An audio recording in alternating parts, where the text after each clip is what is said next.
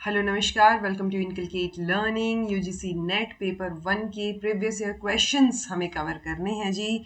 हम ऑलरेडी जून 2025 तक के क्वेश्चन अगर मैं बोलूं तो वो 105 क्लासेस तक हमने कंप्लीट कर रखे हैं। ये जो क्लासेस की सीरीज़ है, आपको 105 सुन के ज़्यादा लग रहा हो तो ये हमने 2023 में शुरू की थी। तो हर 6 महीने में जो जो पेपर होते हैं पेपर 1 के, वो हम इसमें कंपाइल कर लेते हैं, ताकि जब भी आप करें प्रैक्टिस तो वो लास्ट से आप शुरू कर लें, जितने आपसे हो पाए आप उतने कवर कर लें। ठीक है जी। सो ये 106 क्लास है हमारी। इसमें आज हम 3 जनवरी 2026 को शिफ्ट 2 में जो पेपर हुआ था, एजुकेशन ज्योग्राफी, तो वो जो भी शिफ्ट 2 में जिस जिस सब्जेक्ट का पेपर हुआ होगा उसमें पेपर 1 यही रहा था। ओके तो ये शिफ्ट 2 का पेपर आज हम डिस्कस करेंगे। आप लोग सोच रहे होगे शिफ्ट 1 का, सो वो मेरे पास है नहीं, आप लोगों को भेजना पड़ेगा। ठीक है, मेरे पास ये वाला पेपर है और एक 5 जनवरी शिफ्ट 1 का पेपर है जो हम नेक्स्ट क्लास में कवर कर लेंगे। ठीक है, सो उसके बाद आपको क्वेश्चन पेपर्स या रिस्पॉन्स शीट्स जो है आपकी,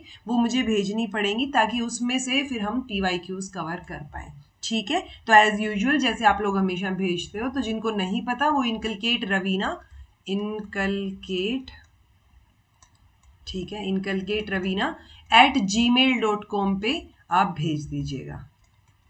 ठीक है, बस उस पर मेंशन कर देना कौन सी डेट का है और कौन सी शिफ्ट का है, दैट्स इट। ओके, सो वो चीज़ मेंशन करके आप मुझे मेल कर देना, ताकि हम जल्दी से जल्दी कवर कर पाएँ। जितनी जल्दी मेरे पास क्वेश्चन पेपर्स पहुंचेंगे उतनी जल्दी मैं कवर कर पाऊंगी। अदरवाइज साथ साथ फिर मेरा जो मैराथन्स है पेपर 2 की, वो तो करनी ही है अपने को। सो ये वाली चीज़ अगर हो जाती तो ये बेटर थी कि जल्दी एटलीस्ट ये जो भी 10 एक क्वेश्चन पेपर होंगे, 8-10 क्वेश्चन पेपर, वो सारे कंपाइल हो जाते। Okay, so 106 class, this is presented by me Raveena. Videos informative लगे तो इनकलकेट लर्निंग को लाइक शेयर सब्सक्राइब आप कर सकते हो। PYQs के साथ साथ जो मैंने दिसंबर 2025 के लिए 10 अपडेटेड मैराथन्स जो हैं वो आपकी ली थी, वही मोर देन इनफ है आपके 2026 जून के लिए। ओके, सो प्लीज आप वो सारी की सारी 10 मैराथन्स देखो, बार बार देखो, नोट्स बनाओ, जो भी करना है करो। अगर नोट्स नहीं बना पा रहे हो तो उसके नोट्स ले लो, आपको उसकी डिस्क्रिप्शन बॉक्स में मिल जाएगा नंबर, वहां से आप ले सकते हो। सो पॉइंट सिर्फ इतना सा है, ये PYQs कवर करने हैं, उसके साथ साथ आपको 10 मैराथन्स जो है 10 यूनिट्स की, वो भी कवर करनी है, तभी आप जो है बेटर परफॉर्म कर पाओगे। उन 10 में मैंने सब कुछ करवा रखा है, आप बहुत इजीली 40 प्लस स्कोर कर पाओगे अगर आपने वो 10 मैराथन्स अच्छे से कर रखी हैं तो। ओके, तो आप अगर वो करके ये देखना चाहते हो वो भी ठीक है, पहले ये देखोगे वो कर लोगे तो वो भी एक ही बात है। ओके, चलिए जी, तो हम क्वेश्चन शुरू करते हैं। सबसे पहले 5 क्वेश्चंस आपको देखने को मिलेंगे आपके डाटा इंटरप्रिटेशन से। डाटा इंटरप्रिटेशन मोर और लेस सेम सा ही होता है, बस आपको समझ आना चाहिए पूछा क्या गया है। ओके, जैसे टेबल को केयरफुली स्टडी कीजिए। ABCDE कॉलेजेस दे रखे हैं, ये बिलोंग करते हैं, इतने परसेंटेज ऑफ बच्चे बिलोंग करते हैं विद लो इनकम। ओके, उस लो इनकम में आप देखोगे विद लो इनकम में मेल और फीमेल का रेशियो दे रखा है, और विदाउट लो इनकम में भी मेल फीमेल का रेशियो दे रखा है। ओके, सो इससे यहाँ आपको समझ आ जाना चाहिए कि अगर ए कॉलेज है, सो ए कॉलेज में 100 अगर मैं मान के चल रही हूँ तो 100% में से 35% लो इनकम वाले हैं, तो जो बचे हुए 65% हैं वो विदाउट लो इनकम है। राइट, सो जो 35% है उनमें रेशियो 5:6 है फीमेल मेल फीमेल का, और जो 65% बच गए उनमें जो विदाउट लो इनकम है उनमें मेल और फीमेल का रेशियो 6:7 है। ओके, सो आई होप आपको इतना समझ आ गया हो। अब हम क्वेश्चन सोल्व करने की कोशिश करते हैं।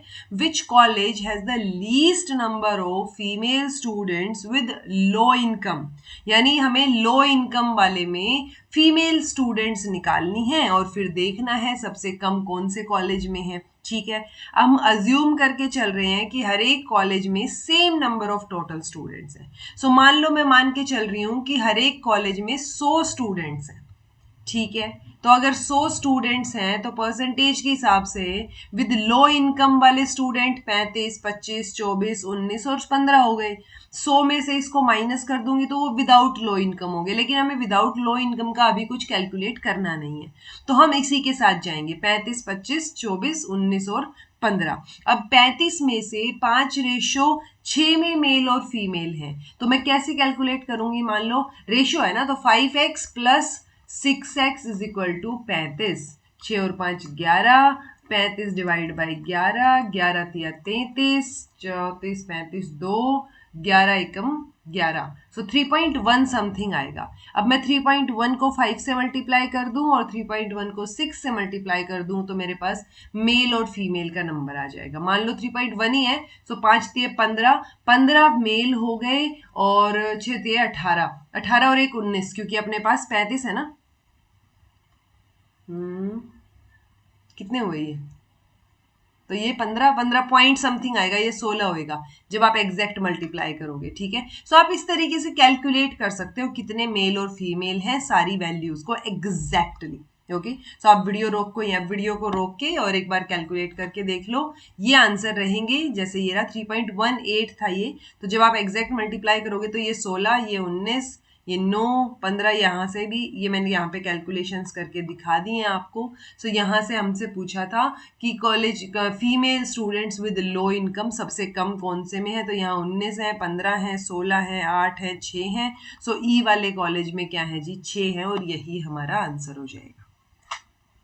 Next question, what is the number of males without low income in college C if the total number of students in that college is 5000? C college की बात हो रही है। C कॉलेज में ये बोल रहे हैं 5000 अगर बच्चे हैं, तो ये पूछ रहे हैं male without low income in C।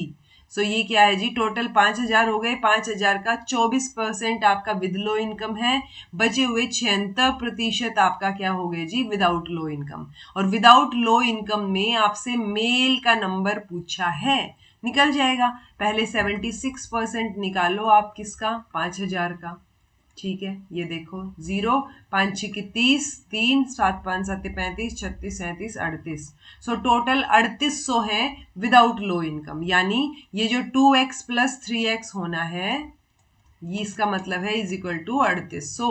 सो ये क्या हो गया जी? 5, यानी 3800 डिवाइड बाय 5, 5 7 35, 36 37 38, 3 5 6 की 30 और 0, यानी x की वैल्यू 760 आ गई। हमसे मेल की वैल्यू पूछिए, तो 760 मल्टीप्लाई बाई 2।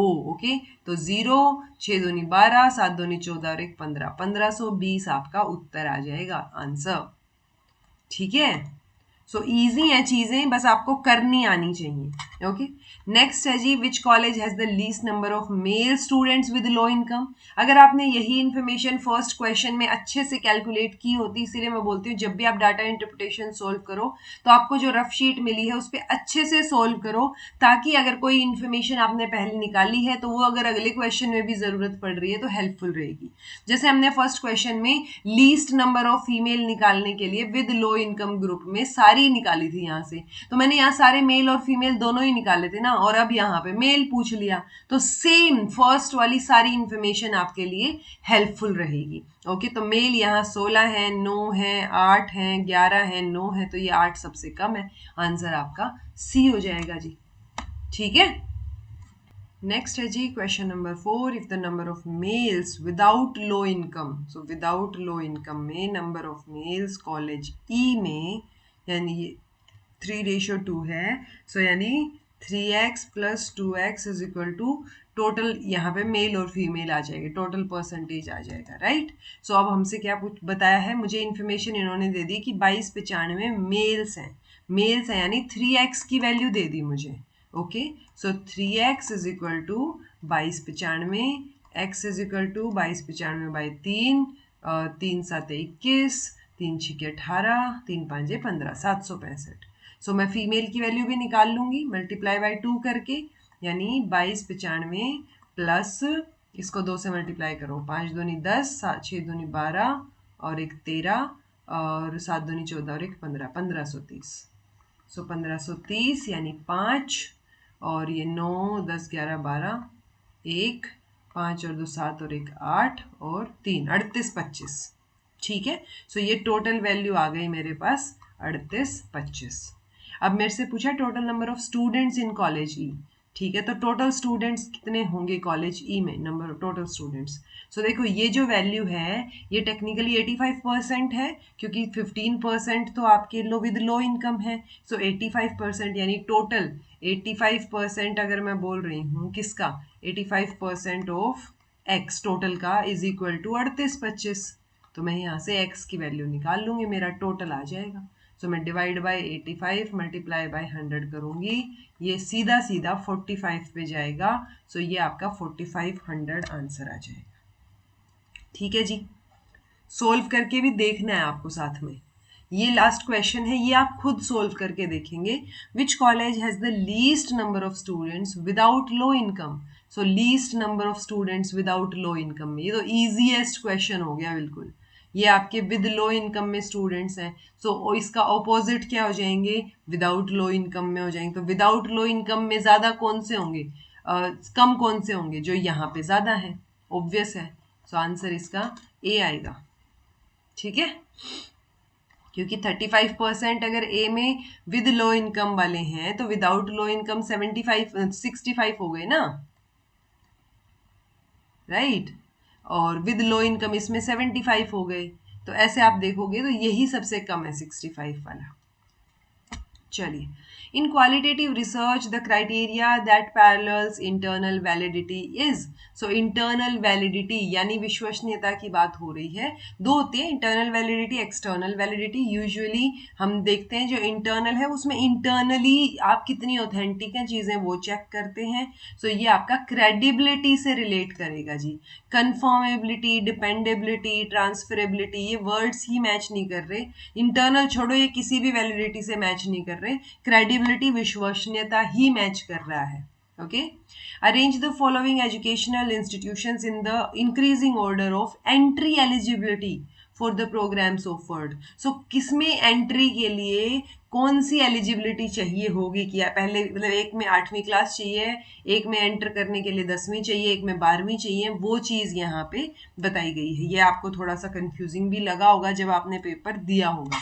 ओके, आंसर इसका BCDA रहेगा जी, यानी जन शिक्षण संस्थान। इसके लिए आप देखेंगे, रुको एक सेकेंड, अच्छा ओके, इससे नेक्स्ट पेज पे है इसके एक्सप्लेनेशन जो हम अभी डिस्कस करेंगे। ओके, पहले ये क्वेश्चन देख लेते हैं। ओके, एक्सप्रेशन दे रखे हैं जी 4, इन चारों में से आपने करेक्ट आंसर बताना है। देखो, ऐसे क्वेश्चंस के लिए आपको जरूरी नहीं है पॉलिनोमियल ये चीजें और सोल्व करनी आती हो, नहीं, आप स्मार्टली सोल्व करो ना। देखो, इनमें से कौन सा आप सोल्व कर सकते हो, मुझे दिखता है मैं सी सोल्व करके देख सकती हूँ। सी में क्या रहेगा, बोर्ड मास का फॉर्मूला लगेगा, यानी पहले मैं ब्रैकेट सोल्व करूंगी, तो ये है मेरी ब्रैकेट, ब्रैकेट के अंदर भी अब है, तो पहले मैं डिवीजन सोल्व करूंगी और फिर मैं मल्टीप्लीकेशन सोल्व करूंगी। यानी पहले आप 0.7 यहाँ पे डिवाइड कीजिए इसको, तो ये 7 6 की 42 0.6 आ जाएगा, और फिर मल्टीप्लाई कीजिए तो 6 दूनी 12 6 3 18, सो 1.8, यानी 3.8 minus 1.8 plus 5 multiply 2 divide by 0.5, right. अब इसमें भी वापस से आप पहले डिवीजन सोल्व करेंगे, यानी ये डिवाइड करेंगे आप, ठीक है। तो ये 2 है, 2.0 लगा लो चाहे, ठीक है। ये आपका 5 चौके 20, 4 आ जाएगा जी, ठीक है, 4। तो ये आपका क्या रहेगा, 3.8 minus 1.8 plus 5 multiply by 4। Okay, अब आप मल्टीप्लाई सोल्व करो, 5 चौके 20 आ गया, सो 3.8 माइनस 1.8 प्लस 20, है ना, ठीक है। अच्छा, अब आपका हो गया एडिशन, फिर एडिशन सोल्व करो। अब एडिशन है, ये प्लस का है, ये भी प्लस का है, ओके, ये माइनस की टर्म है तो आप इसको छोड़ भी सकते हो, आप इन दोनों को प्लस कर लो। ओके, सो 8 पॉइंट, रुको भाई, 20 और 3.8 है ना, तो 23.8 हो गया। ओके, और उसमें से अब 1.8 माइनस करो, 5.6 कहाँ आएगा, ये तो स्टेटमेंट गलत हो गई, राइट। यानी मुझे ये समझ आ गया सी स्टेटमेंट गलत है। अगर सी गलत है तो ये दो ऑप्शंस गलत हो गए। अब बचा बी या बी और डी, जिससे ये पता चल रहा है बी तो फॉर श्योर सही ही है। अब मुझे डी सोल्व करके देखना है, तो इनका स्क्वायर मैं करके देख सकती हूँ, बिल्कुल करके देख सकती हूँ, इनको जोड़ सकती हूँ, सो इजीली मुझे पता चल जाएगा कि ये सही है या नहीं है। ओके, तो आप इसको करके देखो, आपको पता चलेगा ये भी गलत है। सो आंसर आपका बी ओनली आ जाएगा। ऐसे सोल्व करोगे आप ऐसे क्वेश्चन, आप ये सारा कुछ सोल्व करने थोड़ी बैठोगे। ओके, ये था भाई, जन शिक्षा संस्थान है वो लीस्ट रेस्ट्रिक्टिव है, कोई फॉर्मल एजुकेशनल बैकग्राउंड की जरूरत नहीं है, आप कभी भी जाके एडमिशन ले सकते हो वाली चीज। ओके, सो ये वोकेशनल और लिटरेसी ट्रेनिंग पे फोकस करते हैं, जो नॉन मतलब इट्स लाइक लिटरेट्स नहीं है जो, ओके, या थोड़ा बहुत जिनको आता है। फिर है industrial training institutes, ITI, ITI में 8वीं और 10वीं दोनों क्लासेस चलती हैं। पॉलिटेक्निक में आपको 10वीं ही चाहिए होगी, ठीक है। इंडियन इंस्टीट्यूट ऑफ टेक्नोलॉजी, ये तो 12th के बाद एग्जाम होता है, उसके बाद आप आईआईटीज में जाते हो तो मिनिमम हो गई 12th, यहाँ हो गई मिनिमम 10th। आपने देखा होगा 10th के बाद ही पॉलिटेक्निक कॉलेजेस में आप जाते हो, बट आईटीआई में आप 8th के बाद भी जा सकते हो। ओके, सो ये 4 ऑप्शंस थे। दो स्टेटमेंट्स दे रखी हैं, असर्शन और reasoning. People tend to ignore media messages they feel are in accord with their already held attitude and interest. So जो मीडिया मैसेजेस आपको मिल रहे हैं, अगर वो आपकी पहले से जो थॉट प्रोसेस है, पहले से किसी पर्टिकुलर चीज के लिए जो एटीट्यूड और इंटरेस्ट है उसके अकॉर्ड में है, मैच कर रहे हैं उससे, तो आप वो इग्नोर नहीं करोगे, आप वो देखना पसंद करोगे। तो ये स्टेटमेंट गलत हो गई जी। Okay, selective exposure theory suggests that audiences tend to match their choice of media channels and content to their own taste, ideas and informational needs. Informational आएगा। ओके, सो यहां से ये समझ आता है। दूसरी स्टेटमेंट ठीक है, सिलेक्टिव एक्सपोजर थियरी ये बता रही है कि अगर मेरे को कोई पर्टिकुलर चैनल देखना पसंद है, किसी पर्टिकुलर इंसान को सुनना पसंद है, या मेरे आइडियाज से वो मैच कर रहा है, तो मैं वैसा ही देखना पसंद करूंगी, बाकियों को मैं नहीं देखूंगी। तो वो सिलेक्टिव एक्सपोजर है कि किसी को रवीश कुमार देखना पसंद है तो किसी को अर्नब गोस्वामी देखना पसंद है। सो अब वो आप सिलेक्टिवली एक्सपोज करते हो खुद को, ये सिलेक्टिव एक्सपोजर थियरी एक्सप्लेन करती है। तो दूसरी स्टेटमेंट ठीक है जी, पहली गलत है। Okay, so people generally seek out, ना कि इग्नोर करते हैं उन मीडिया मैसेजेस को जो उनके ऑलरेडी एग्जिस्टिंग एटीट्यूड से क्या करते हैं, अलाइन करते हैं। सो अगर यहाँ पे ये इग्नोर की बजाय सिर्फ सीक आउट या अलाइन वाली चीज भी होती ना, तो भी ये दोनों, ये करेक्ट एक्सप्लेनेशन भी आ जाती है, बिकॉज यही तो सिलेक्टिव एक्सपोजर थियरी बोलती है। ओके, सो ये दूसरी स्टेटमेंट ठीक है जी, पहली गलत हो गई। Okay, which of the following are system software? Compiler, word processor, interpreter, linker, assembler.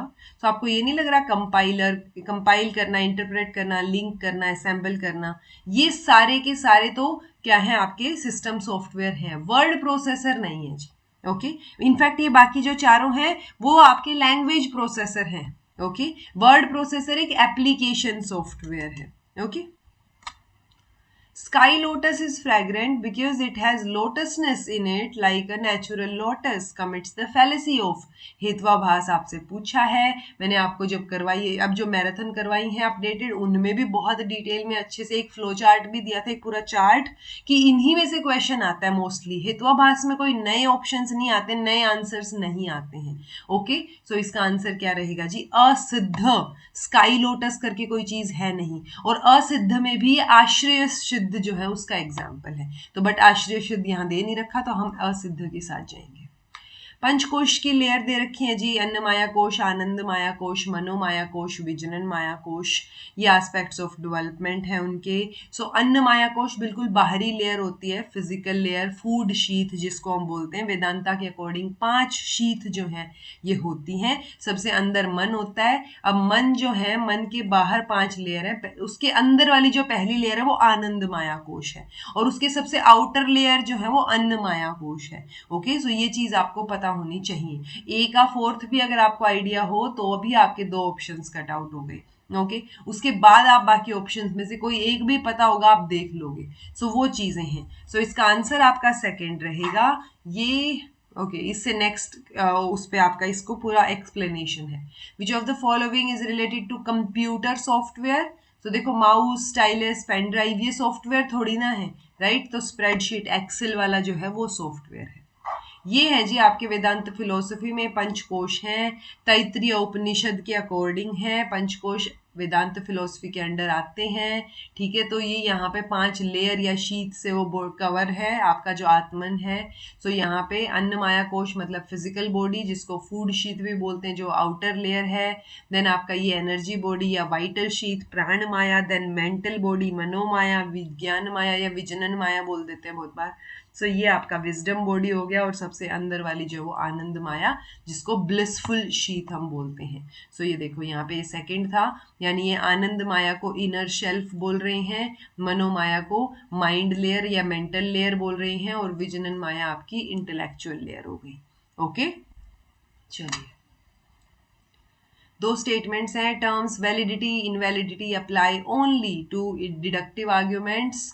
हमने इंडक्टिव डिडक्टिव दोनों पढ़े हैं, लॉजिकल रीजनिंग में मैंने आपको बहुत अच्छे से बताया था। ठीक है, डिडक्टिव आर्ग्यूमेंट में conclusion follows from its premise with absolute necessity, तो सर्टेनिटी होती है डिडक्टिव आर्ग्यूमेंट में, जो कि इंडक्टिव में नहीं होती है। इंडक्टिव आर्ग्यूमेंट में हम प्रोबेबिलिटी की बात करते हैं। सो कोई भी आर्ग्यूमेंट वैलिड है इनवैलिड है वो डिडक्टिव में है, कोजेंट है या अनकोजेंट है वो आपका दूसरे में आ जाएगा, इंडक्टिव में। ठीक है, सो ये दोनों स्टेटमेंट ठीक है, करेक्ट एक्सप्लेनेशन है। ओके, यहाँ पे ये क्वेश्चन एक नया था और ऐसा एक आधा क्वेश्चन आपको मिलेगा जो आपको रटने की जरूरत नहीं है।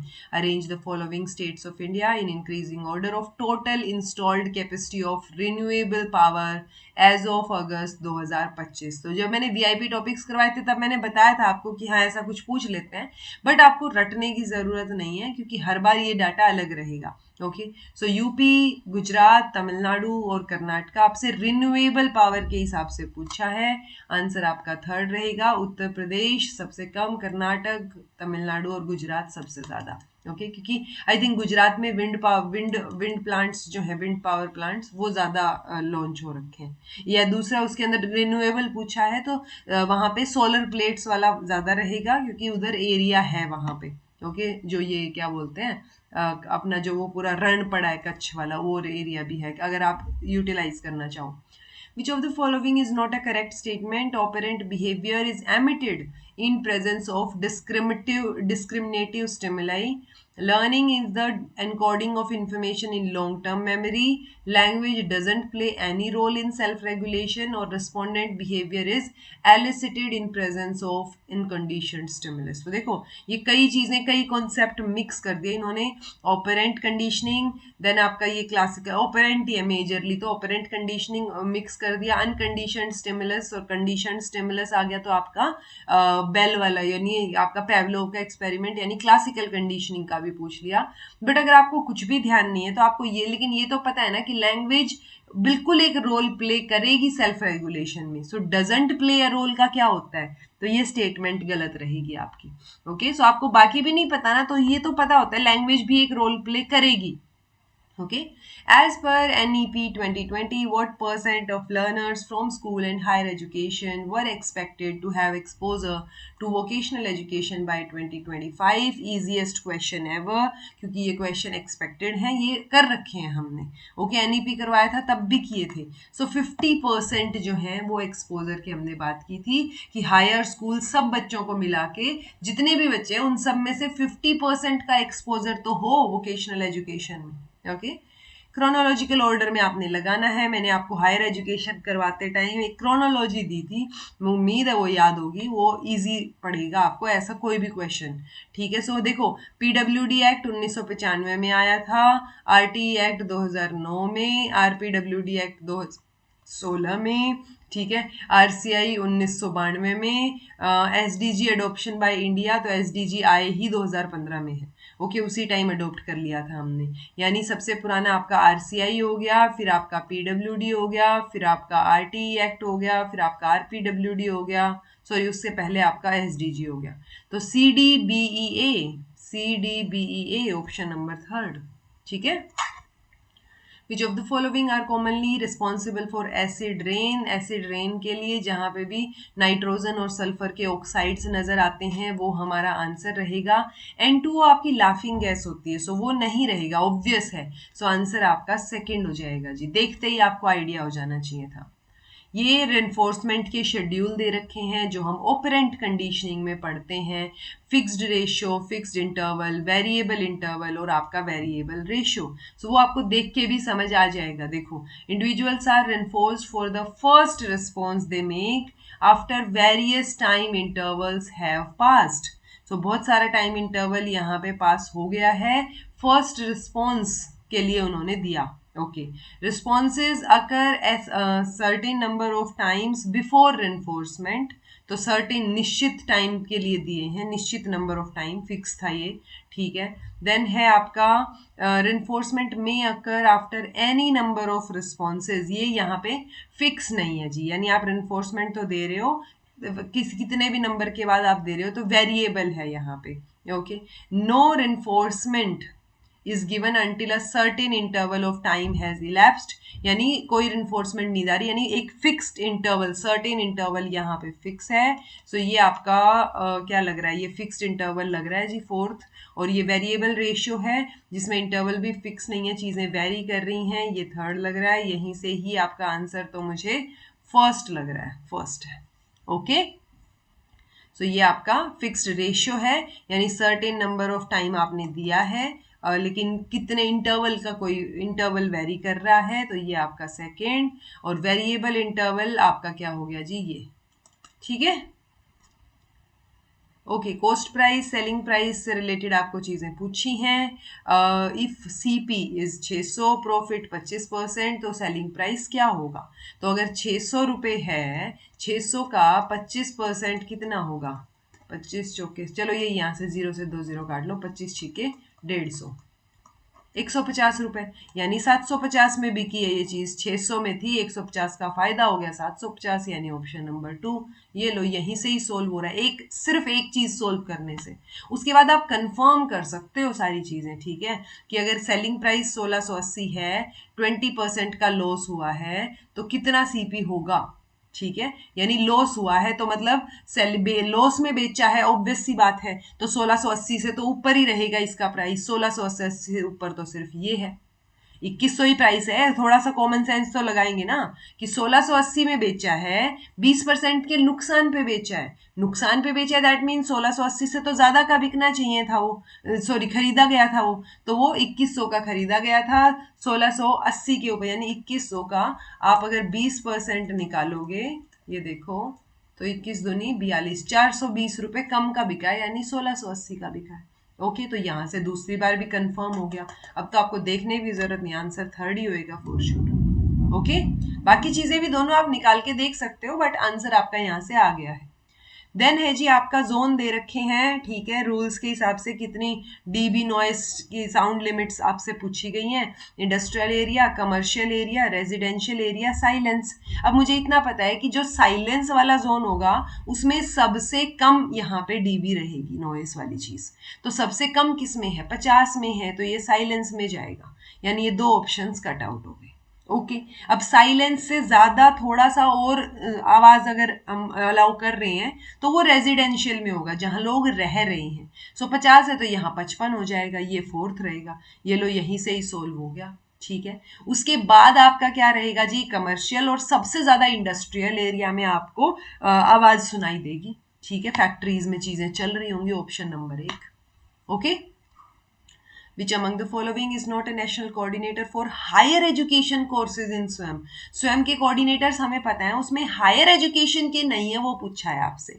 सो जो national institute of open schooling है, ये स्कूल लेवल की एजुकेशन के लिए है। इट्स लाइक 10th 12th जो ओपन से करवाते हैं, वो वाली चीजें आएंगी इसके अंडर। सो हायर एजुकेशन का तो नहीं है ये, तो सिर्फ यही एक रहेगा जी, नोट आपसे पूछा है, तो ऑप्शन नंबर 4 आपका सही हो जाएगा। ठीक है, a person who uses his expertise to gain access to other people's computers to get information illegally और टू कॉज डैमेज। तो इलीगल अगर हो रही है चीजें तो हैकर हो गया ना, आप आपकी एक्सपर्टीज भी यूज कर रहे हो तो हैकर हो गया। स्पैमर आपको भेज रहे हैं मैसेजेस, स्पैम मैसेजेस आ रहे हैं, स्पैम मेल्स आ रहे हैं, वो बंदा स्पैमर होगा। वो एक्सपर्ट अगर होता तो वो भी इलीगली ले लेता इन्फॉर्मेशन, तो वो हैकर। जब आप एक्सपर्ट की बात कर रहे हो तो वो हैकर आ जाएगा। अच्छा, हमने हैकर भी कई तरीके के पढ़े हैं, ठीक है, 6 हैट्स हमने पढ़ी थी ना, तो वो 6 थिंकिंग हैट्स आपको पता होनी चाहिए। Okay, if 28% of number is 75 less than 43% of same number, तो उसका 30% क्या होगा, यानी मान लो टोटल है x, तो 28% of x is equal to 43% of x minus 75। यही स्टेटमेंट तो बोलिए। ओके, सो यहां से मैं ये लिख सकती हूँ, ये 100, ये 43x, ये माइनस 7500, ये आपका 28x डिवाइड बाई 100। 100 से 100 कैंसिल, 43 को इधर ले आओ, यानी 43x minus 28x is equal to 7500। यहाँ पे माइनस किया तो कितना आया, 15, 15x इज इक्वल टू 7500, 15 दूनी 30, 15 5 75, तो आंसर आ गया 500। हमसे पूछा है टोटल का 30%, तो 500 का 30% निकाल दो। 500 का 30%, 20 से 20, 5 दिए 15, 500 का ही है ना? रुको, हाँ ठीक तो है। 30%, 300 नहीं 30, तो 150 आ गया जी आंसर। ठीक है। Strategies for mitigating bias in classroom, stereotype replacement, counter stereotypic imaging, individuating और आपका perspective taking. तो ask students to introduce significant things about themselves during class. तो आप बच्चों से सिग्निफिकेंट चीजें निकलवाने की कोशिश कर रहे हो। इंडिविजुअलाइज्ड रिस्पॉन्स लग रहा है ये। Plan ahead in teaching to ensure non stereotypic examples. Plan ahead, तो आप क्या कर रहे हो? इंश्योर नॉन स्टीरियोटिपिक एग्जाम्पल हो, तो यानी आप स्टीरियोटाइप को रिप्लेस कर रहे हो। देन है learn about a range of individuals from different social groups, यानी काउंटर स्टीरियोटाइप इमेजिंग। और building opportunities to learn about first person perspective, तो ये पर्सपेक्टिव टेकिंग हो गया। आंसर आपका 4th हो गया जी। Arrange the following terms of increasing order of minimum number of variables required for their computation. So किसी चीज का मीन निकालने के लिए, फर्स्ट ऑर्डर रिलेशन निकालने के लिए, कोरिलेशन कोफिशिएंट निकालने के लिए, और आपका सेकंड ऑर्डर कोरिलेशन निकालने के लिए। तो देखो मीन की अगर हम बात करेंगे, तो अगर एक नंबर भी है, क्योंकि मीन एक सेंट्रल टेंडेंसी का तरीका है कि आप एक अल्टीमेटली आपने देनी तो एक ही वो है ना, एक ही डिजिट है। सो वो एक ही डिजिट आपकी एक से भी आ सकती है। सो मीन के लिए मिनिमम नंबर ऑफ वेरिएबल एक होना जरूरी है। ओके, सो इन्होंने क्या पूछा है? इंक्रीजिंग ऑर्डर, तो सबसे पहले तो ए ही आएगा। ठीक है। देन बात आती है फर्स्ट ऑर्डर कोरिलेशन की और कोरिलेशन कोफिशिएंट। कोरिलेशन कोफिशिएंट होता है कि मिनिमम दो चीजों के बीच में आप रिलेशनशिप निकालने की कोशिश कर रहे हो। ओके, सो यहां 2 वेरिएबल की जरूरत है। फर्स्ट ऑर्डर कोरिलेशन के लिए 3 वेरिएबल की जरूरत होती है, और सेकेंड ऑर्डर के लिए 4 वेरिएबल्स की। ओके, सो ये आपका जो है वो आंसर रहेगा ACBD। ठीक है, यहां मिनिमम वेरिएबल 1, यहां 2, यहां 3 और यहां पे 4। ओके, स्टैंडर्ड, नॉर्मल, वेरिएट और प्रोबेबिलिटी, तो ये हमने एक बेल शेप्ड कर्व पढ़ा हुआ है, मैंने आपको बताया भी हुआ है। ये भी बताया हुआ है कि यहाँ पे हम अगर 0 लेके चलते हैं, ये आपका माइनस सिग्मा होता है, या -1 लगा लो। देन आगे -2 होता है, यहाँ पे +1 होता है, +2 होता है। ये चीजें मैंने करवा रखी हैं आपको, ठीक है, नॉर्मल प्रोबेबिलिटी कर्व में। सो यहाँ पे मैक्सिमम चीजें, एक तो ये लेफ्ट और राइट में बराबर रहेंगी। ठीक है, सो ये टोटल जो है, ये टोटल मिला के 68% होता है। तो ये 0.68 वेरिएबिलिटी जो है वो +1 से -1 के बीच में रहेगी। दैट मीन्स -1 से, ये क्या बोल रहे हैं, z की वैल्यू जो है वो आपकी क्या है जी, +1 और -1 के बीच में है। ठीक है, सो ये थर्ड रहेगा, ये देखो थर्ड। ओके, अब ये बोल रहे हैं +2 और -1, सो ये है +2 और ये है -1, यानी प्लस ये 8 से ज्यादा थोड़ा सा एक्स्ट्रा हो गया ना, तो ये 0.82 वाला आ जाएगा आंसर। आपको प्रोबेबिलिटी बतानी है, आसपास वाली चीजें बतानी है, 3 4, ये लो आंसर तो यही सही आ गया आपका। -इन्फिनिटी यानी माइनस में इधर पूरा लंबा, तो 50% एरिया हो गया ये, और यहाँ पे क्या बोला है 0, तो 0 से इधर 50% यानी ये 0.5 की बात हो रही है, तो ये 1 आ गया। अब ये -1 से -इन्फिनिटी, यानी ये वाला पोर्शन हटा दिया आपने, तो ये बाकी पोर्शन सिर्फ 16 ही बचा, तो आंसर आपका थर्ड आ गया जी। Okay, arrange the following fractions in ascending order, ये आप खुद करेंगे। फ्रैक्शंस को डिवाइड करके देख लो, क्योंकि डिवाइड करके ही देखना बेटर, मेरे हिसाब से तो बेटर ऑप्शन वही रहता है, बिकॉज आप एग्जैक्ट पॉइंट्स में आंसर कंपेयर कर पाते हो। सो आप इनको डिवाइड करके देखो 2 डेसिमल तक, और उसके बाद आप इसको सीक्वेंस में लगाओ। ओके, सो लगा लेना, बहुत ईजी है, इसमें कोई भी दिक्कत नहीं आएगी आपको। Arrange the following in ascending order of size, mini computer, notebook computer, desktop computer और टैबलेट। तो इन सब में से तो टैबलेट ही सबसे छोटा होता है, तो सब असेंडिंग ऑर्डर यानी बढ़ते क्रम में, तो सबसे पहले टैबलेट आएगा। ठीक है, ये रहा। यानी ये 2 ऑप्शंस तो कट आउट हो गए, सेकंड और फोर्थ तो डी सबसे पहले, डी के बाद ये खुद ही बोल रहे हैं कि आपका नोटबुक कंप्यूटर। अब नोटबुक के बाद पहले डेस्कटॉप आएगा या मिनी आएगा? मिनी आप देख के सोच सकते हो छोटा होगा, लेकिन डेस्कटॉप पहले आएगा जी, मिनी बाद में आएगा, साइज मिनी का ज्यादा होता है। ओके और बहुत सारे मिनी कंप्यूटर हमने हमने पढ़े थे ना, मैंने कंप्यूटर के टाइप्स भी आपको बताए थे कि आप सुपर कंप्यूटर की बात कर रहे हो, आप मेन फ्रेम कंप्यूटर की बात कर रहे हो, आप मिनी कंप्यूटर की बात कर रहे हो। सो मिनी बोलने में छोटा आएगा क्योंकि हम उसको सुपर से और उनसे कंपेयर कर रहे थे। Okay, intelligence is to some extent an inherited characteristic, to some extent हाँ। Environment also has a significant influence on intelligence, हाँ। सो दोनों ही चीजें ठीक है, बट एग्जैक्ट एक्सप्लेनेशन नहीं है, क्योंकि यहाँ पे आप इनहेरिटेड कैरेक्टरिस्टिक की बता रहे हो तो आपको इनहेरिटेड का कुछ एक्सप्लेन करना चाहिए था ना सेकंड ऑप्शन में, बट वो आपने नहीं किया, तो it's not the correct explanation, but both the statements are right. Okay, Earth's atmosphere keeps the planet warm mainly by reflecting the incoming solar radiation. हमने ग्रीन हाउस इफेक्ट पढ़ा हुआ है, हमें पता है कि जब हम जो धरती पे रेज आती हैं उनमें से कुछ अब्जॉर्ब हो जाती हैं, कुछ रिफ्लेक्ट हो जाती हैं, तो वो चीजें हैं जो अब्जॉर्ब हो जाती है ना, उनकी वजह से हमारा प्लेनेट गर्म रहता है, ना कि जो वापस से रिफ्लेक्ट हो गई है उनकी वजह से। तो ये स्टेटमेंट गलत हो गई जी। Greenhouse gases absorb long wave radiation emitted from अर्थ आएगा, ये earth surface. So green house gases जो हैं वो क्या कर लेती हैं, जो रिफ्लेक्ट बैक एमिट होके बाहर जाने वाली थी रेडिएशंस, उनको क्या कर लेती हैं, बाहर नहीं जाने देती, ट्रैप कर लेती हैं। ये बात ठीक है। Okay, so A is not correct, R is correct. Complete the series I to Z के फोर, देखो 2 4 7 11, उसके बाद क्या आएगा वो हमें देखना है। आप बाकी चीजें भी देख सकते हो, ये देखो Z X X Y Z, यानी ये उल्टी चल रही है एक तो, ठीक है। P Q R S T, देखो P Q R S T, R ही लग रहा है आवाज से, तो बाकी देखते हैं। एस टी, यू छोड़ के वी, डब्ल्यू छोड़ के एक्स और वाई छोड़ के जेड, यानी एक एक छोड़ रहे हैं, एक एक छोड़ रहे हैं, तो आर आएगा, यानी ये यहाँ पे लास्ट वाला आर आएगा, ये लो यही आंसर। ठीक है, स्टार्टिंग से भी आप कर सकते हो, A B C D F G H I, J छोड़ दिया के आ गया, एल छोड़ा एम आ गया, एन छोड़ा ओ आ गया और पी छोड़ के क्यू आ गया, तो क्यू आर आ गया जी, ये आएगा आंसर। ठीक है, ऐसे ही नंबर भी कंफर्म कर सकते हो आप।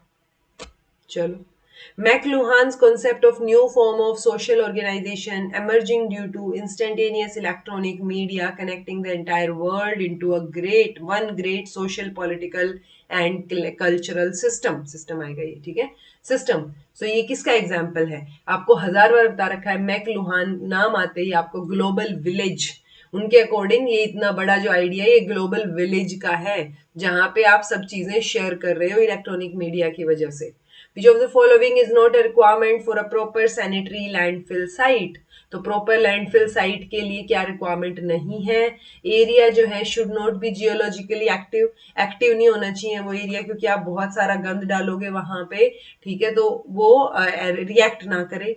It should be located below the water table, below या अबव का तो कुछ नहीं होता। It should not be very near to residential communities, वरना स्मेल आएगी उनको, ये ठीक है। It must be accessible to road so that garbage आप इजीली डिलीवर कर पाओ, ये बात भी ठीक है। तो ये बिलो और अबव वाटर टेबल जैसा कुछ नहीं है जी। Okay, which of the following is or are not true? The presence of middle term in minor term is called पक्ष धर्माता, ठीक है ये स्टेटमेंट। ओके, नॉलेज ऑफ पक्ष धर्माता एज क्वालिफाइड बाय व्याप्ति इज कॉल्ड उपमिति। उपमिति अलग है जी, उपमिति उपमान के टाइम पे यानी कंपैरिजन की बात करते हैं तब आता है। Indian logic doesn't separate deduction from induction, हाँ ये कंबाइंड ही चीजें मानते हैं, जबकि वेस्टर्न लॉजिक जो है वो डिडक्शन और इंडक्शन को सेपरेट रखता है। पक्षता is the nature of subject in an inference, ये बात ठीक है। तो सिर्फ सेकंड स्टेटमेंट है जी जो ट्रू नहीं है। ओके, तो is the only incorrect statement among the options. Indian logic में नॉलेज ऑफ पक्ष धर्माता एज क्वालिफाइड बाय व्याप्ति, उसको आप परामर्श बोलोगे ना कि उपमिति। उपमिति मतलब जो आपने कंपैरिजन से या एनालॉजी से नॉलेज ड्राइव की है वो आपका उपमिति रहेगी। Arrange the following in ascending order of adoption according to transmission model of learning.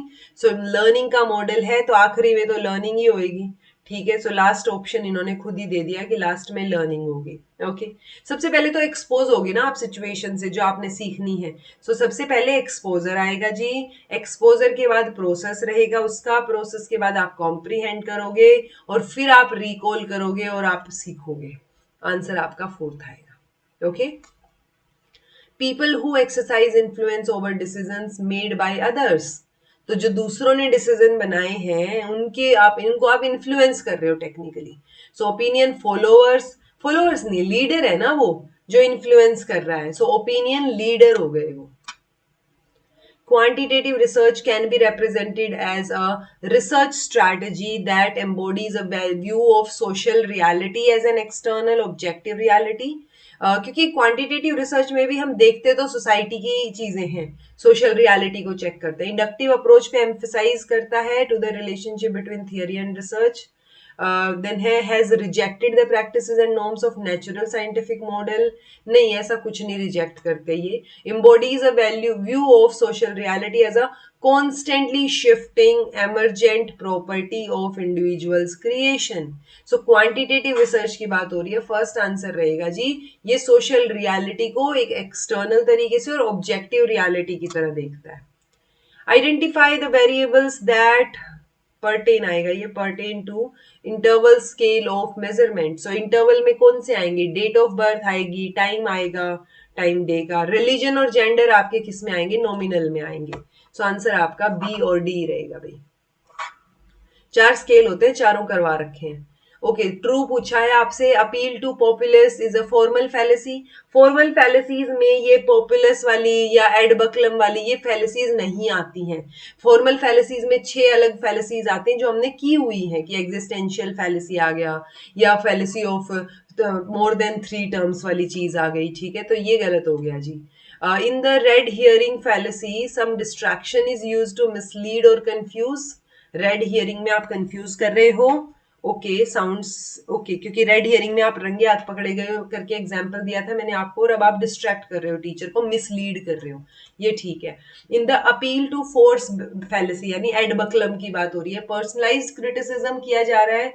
नहीं, फोर्स किया जा रहा है to win the consent.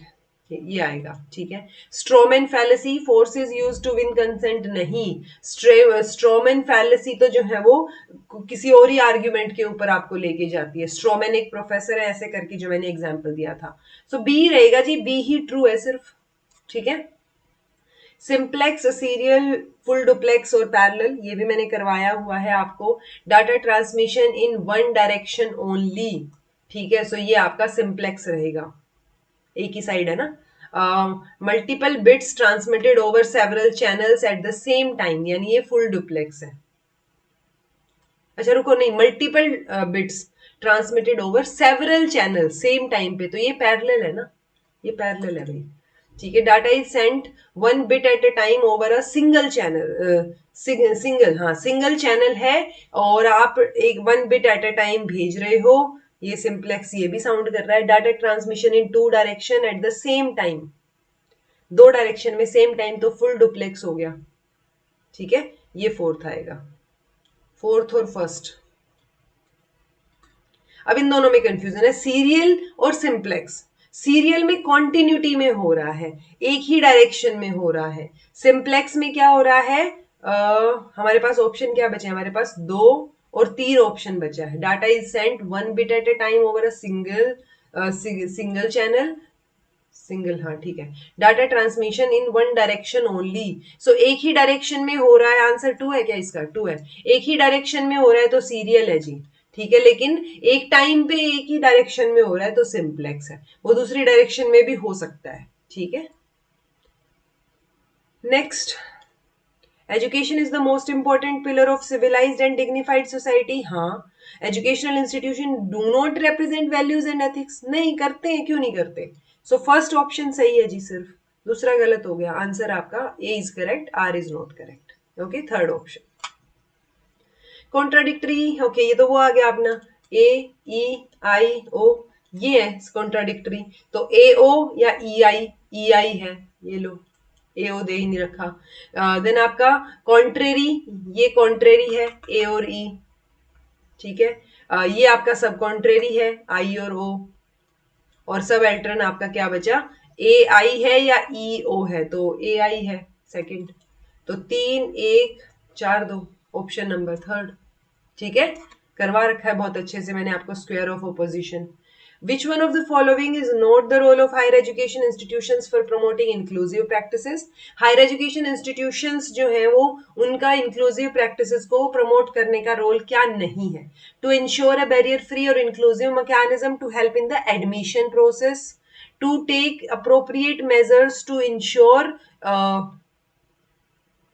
Universal आएगा, universal accessibility in infrastructure systems, to make compulsory provisions for teacher training based on UDL, और to facilitate participation in corporate life on the basis, on the equal basis with others. तो ये corporate life देख के हम लोग यही सारे answer लगा के आए थे, बट आंसर आपका सी था जी, क्योंकि जब आप ये गाइडलाइंस देखोगे जो कि फैब 2022 की गाइडलाइंस है यूजीसी की तरफ से, तो उसमें ये 5 चीजें मेंशन कर रखी हैं उन्होंने कि higher education institution shall be committed to promote inclusive practices by, तो एक तो बैरियर फ्री एनवायरमेंट देके इंक्लूसिव मैकेनिज्म, ठीक है, एडमिशंस में, देन यूनिवर्सल एक्सेसिबिलिटी देके, एडिक्वेट प्रोविजंस और फैसिलिटीज प्रोवाइड करके पढ़ने के लिए, ठीक है, और developing and supporting technology tools better participation के लिए, और आपका facilitating participation in corporate life. So corporate life वाला ऑप्शन सही था जो कि एक्सप्लिसिटली मेंशन है। ओके ये कुछ एक चीजें हैं जिनको आप समझ सकते हो या जिनकी हमें जरूरत पड़ेगी, जैसे प्रमोटिंग इंक्लूसिव प्रैक्टिसेस और accessibility, accessibility of ICT, need assessment, super support provisions, तो ये सारी चीजें भी आप देख सकते हो, ठीक है। सो ये कॉर्पोरेट लाइफ वाली गलती अब हमें आगे से नहीं करनी अगर ये क्वेश्चन आता है तो। अब है जी आपका रीड, ओके रीड डाई पैसेज नहीं, रीड द पैसेज आएगा भाई, पैसेज को रीड करो और इसमें आंसर बताना है आपको। सो ये मैं आप के ऊपर छोड़ रही हूँ, ठीक है, कि आपको ये बताना है। ये बिगनिंग ऑफ मैरिज आएगा, एट द बिगनिंग, स्पेलिंग ठीक कीजिएगा, ठीक है। So in if unpleasant things happen in our daily life, हम इमीडिएटली उसकी तरफ अटेंशन देते हैं, लेकिन प्लेजेंट थिंग्स बहुत सारी भी होंगी तो भी अटेंशन नहीं जाती। इट्स सिमिलर लाइक कि कई बार आप जब कमेंट्स देखते हो, चूंकि अब मैं बहुत कम कमेंट्स देख पाती हूँ, टाइम नहीं होता इतना, अदरवाइज कमेंट देखते हुए अगर 20 कमेंट पॉजिटिव और एक नेगेटिव है तो एक नेगेटिव पे ध्यान जाता है। सो वही चीज है कि अनप्लेजेंट चीजें जब हमारी लाइफ में होती है तो हमारा ध्यान जल्दी जाता है as comparison to pleasant. So passage के according, when one partner is negative but appears as nice and pleasant to other, it is because of laters, prejudice, strong feeling, gender bias या फिर mental projection। Answer mental projection. सारी चीजें दे रखी हैं, आप करके देख लेना पढ़ के। Choose the word that can replace the word superficial in the passage. Superficial यानी ऊपरी तौर पे, तो सरफेस आपका आंसर रहेगा। Presence of attachment in the relationship will give rise to exaggeration of any small good quality, mixture of unpleasantness and sorrow। So attachment की जो presence है उसकी वजह से कई बार आप चीजें exaggerate कर देते हो कि एक छोटी सी quality, लेकिन आप उसको बहुत exaggerate करके बढ़ा चढ़ा के present कर रहे हो। Passage holds that attachment is a feeling of closeness projected by, so कौन project कर रहा है, individuals themselves। In our daily life, according to the passage, the unpleasant things are always noticed. So unpleasant चीजें हम हमेशा notice करते हैं। ये हो गए जी आपके 50 क्वेश्चंस। अब है 5 जनवरी वाला क्वेश्चन, हम नेक्स्ट क्लास में करेंगे 107वीं क्लास में, जो कि इंग्लिश वाली शिफ्ट, इंग्लिश में हुआ था या और भी इस शिफ्ट में जो पेपर हुए होंगे।